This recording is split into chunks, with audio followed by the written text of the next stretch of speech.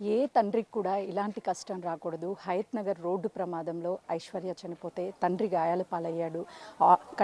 కాళ్ళకి ఆపరేషన్ తీసుకొచ్చి శ్మశాన వాటికి చివరి చూపు కూతుర్ని చూసుకోవడానికి అంబులెన్స్లో వచ్చాడు.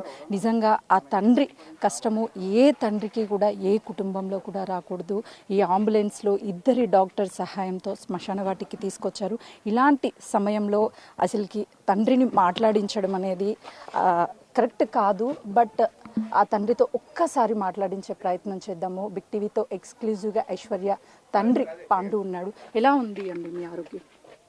పాప చనిపోయిందమ్మా. నా ఆరోగ్యం ఎట్లున్నా పర్లేదు, పాపది లేదు. ఇక అసలుకి ఇంటికి పెద్ద కూతురుగా తను అన్నీ చూసేది, ఈరోజు మీకు కూతురు లేదు.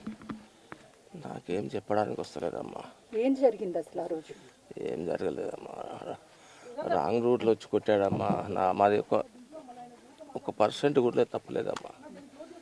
1% కూడా తప్పలేదు. ఏ న్యాయం అంటే కూతుర్ని తీసుకురాలేము. ప్రతి బస్ స్టాప్ దగ్గర ఫుట్పాత్ వేయాలమ్మా. లేకపోతే జనాలు ఇట్లనే నష్టం జరుగుతూ ఉంటుంది. బండ్లు స్పీడ్గా వస్తాయి, రోడ్డు దాటే వాళ్ళకి ప్రమాదాలు జరుగుతూనే ఉంటాయి. ఫుట్ఓవర్ బ్రిడ్జ్కి ఐశ్వర్య పేరు పెట్టాలని డిమాండ్ చేస్తున్నారు. ఏం చెప్తారు? చేస్తే చాలా మంచిదమ్మా.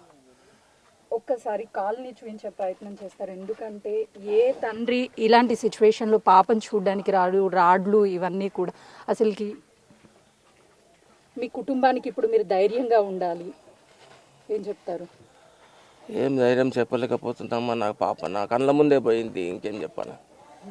ఈ పరిస్థితుల్లో అయితే నేను ధైర్యం చెప్పలేకపోతున్నా. ఎప్పుడు తెలిసింది పాప చనిపోయిందని? నేను ఎంబడే ఉన్నానమ్మా. నేను స్కూల్లోనే ఉన్నా, పాపను చూసా. ప్రతి బస్ స్టాప్ కాడ ఫుట్పాత్ కావాలమ్మా. పైనుంచి మనుషులు దాడటానికి ఉండాలి. లేకపోతే ఇట్లనే విచ్చలవిడిగా ప్రాణాలు పోతాయమ్మా. ప్రభుత్వం కూడా పట్టించుకొని ప్రతి స్టాప్ దగ్గర ఉండాలి నేను కోరుకుంటున్నాను. మీరు ఏ టైంకి రోడ్ క్రాస్ చేస్తున్నారు? 7 అమ్మా. ఎవరు వచ్చారు? అంటే కారు ఓవర్ స్పీడ్ ఏమన్నా ఉందా? కారు స్టడీకి వెళ్తున్నాడు, రాంగ్ రూట్లో వచ్చాడు. ఏం చెప్తారు బిగ్ టీవీ నుంచి? ఏం చెప్పాలమ్మా, ప్రతి బస్ స్టాప్ దగ్గర ఫ్లైఓవర్ ఉండాలమ్మా. అది నేను కోరుకునేది ప్రభుత్వాన్ని. 7 o'clock పొద్దున్నే ఉదయాన్నే. పాప ఏం చెప్పేది? తన ఆశయాలు ఏంటి? డాక్టర్ అవ్వాలనుకుంది అమ్మా. బాగా కష్టపడి చదివింది. అవుతుంది అనుకున్నా నా పాప కూడా.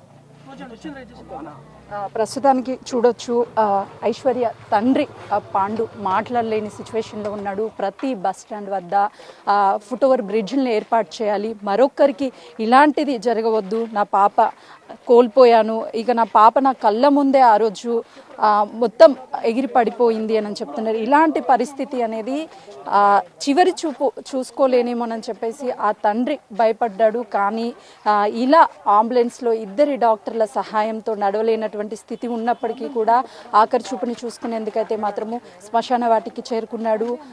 ఐశ్వర్య అంతిమ యాత్రలో నేను పాల్గొనలేకపోయినప్పటికీ, నా కూతురు దగ్గర నేను చూసుకోలేనప్పటికీ, ఇలాంటి సిచ్యువేషన్లో అయినా సరే చూసుకుంటానని ఏ రోజు ఊహించలేదు అని చెప్పేసి తండ్రి తన బాధను వ్యక్తం చేస్తూ, నా పాపలాగా ఇంకొకరికి అవ్వొద్దు, ప్రభుత్వం వెంటనే ఆ ఫుట్ ఓవర్ బ్రిడ్జ్ని ఏర్పాటు చేయాలని కూడా తండ్రి కోరుతున్నాడు. కెమెరామెన్ శ్రీకాంత్తో సుజాత, హయత్ నగర్.